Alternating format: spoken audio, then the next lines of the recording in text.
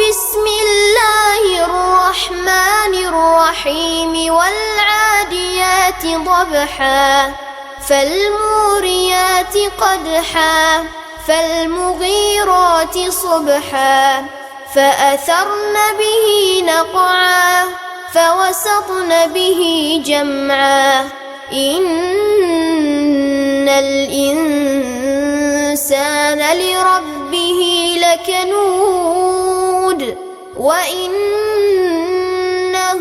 على ذلك لشهيد وإنه வரஹ்மத்துல்லாஹி வபரகாத்துஹு. கண்ணியத்திற்குரிய எல்லாம் வல்ல அல்லாஹுவின் நல்லடியார்களே, இந்த உலகத்திலே வாழ்கின்ற மனித சமுதாயம் ஒவ்வொரு விஷயத்திலும் பாதுகாப்பாகவும் பயனுள்ள வகையிலும் தங்கள் வாழ்க்கையை அமைத்து கொள்வதற்கு ஒவ்வொரு துறைகளிலும் முன்னெச்சரிக்கை தேவைப்படுகிறது. ஒரு சுற்றுலா தலத்திற்கு செல்கின்ற பொழுது அது குறித்து அறியாதவர்களாக இருக்கின்ற நாம் எங்கே போக வேண்டும் எங்கே போகக்கூடாது என்கின்ற ஒரு ப்ரிகாஷன் போர்டு அங்கே இருக்கும். ஒரு முன்னெச்சரிக்கை, இதை செஞ்சிடாதீங்க, இங்கே போயிடாதீங்க, இங்கே வந்துடாதீங்க, இதில் பள்ளம் இருக்குது, நிதானமாக போங்க என்று அங்கே இருக்கும்.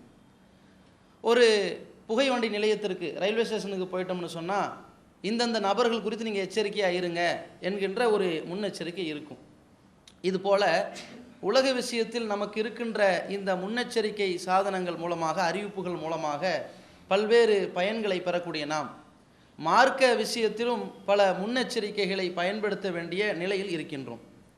ஏனென்று சொன்னால், இறைவனிடமிருந்து இறக்கி அருளப்பட்டது, அல்லாஹ்விடமிருந்து இறக்கி அருளப்பட்ட அந்த வஹிதான் இஸ்லாத்தின் மூல ஆதாரம் என்ற அடிப்படையை விளங்கி கொண்டிருக்கின்ற நாம், அதாவது அல்லாஹ் தன்னுடைய வேத வரிகளாக எடுத்து சொன்ன திருக்குரான் ஆயத்துகள், நபிகள் நாயகம் ஸல்லல்லாஹு அலைஹி வஸல்லம் நபியாக ஆக்கப்பட்டு வஃபாத்தாகும் வரைக்கும் மார்க்க விஷயங்களில் அல்லாஹுடைய தூதர் சொன்னது, செய்தது, அங்கீகரித்தது, இவை மட்டும்தான் இறைவனிடமிருந்து இறக்கி அருளப்பட்ட செய்தியாக இருக்கின்றது.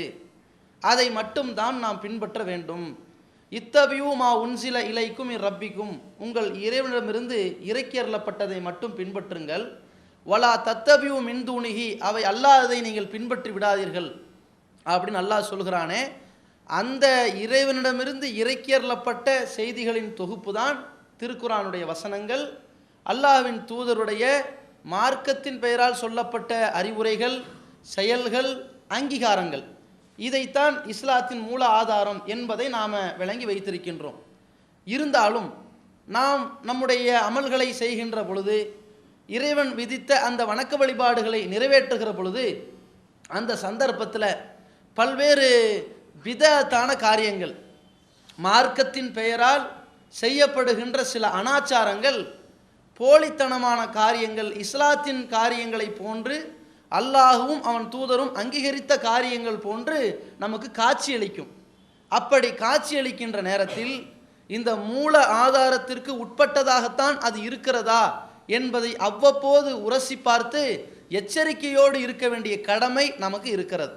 அதனால தான் நபிகள் நாயகம் ஸல்லல்லாஹு அலைஹி வஸல்லம் அவர்கள் சொன்னார்கள், ஈயாக்கும் வ முஹ்தஸாத்தில் உமூர், இஸ்லாத்தின் பெயரால் புதிதாக உருவாக்கப்படுகின்ற காரியத்தை செய்வதில் உங்களை நான் எச்சரிக்கை செய்கின்றேன்.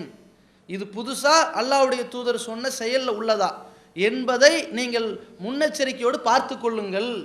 ஏன் என்று சொன்னால், இன்ன அஸ்தகல் ஹதீஸி கிதாபுல்லா, செய்திகளில் மிக மிக உண்மையானது அல்லாஹ்வுடைய வேதம். வா அஹ்சனல் ஹதியி ஹதியு முஹம்மத், வழிகாட்டுதல்களில் ரொம்ப அழகானது முகமதுடைய வழிகாட்டுதல். இந்த ரெண்டோடு நிறுத்திக்கிட்டாங்க. வ ஷர்ரல் உமூரி முஹ்தஸாத்துஹா,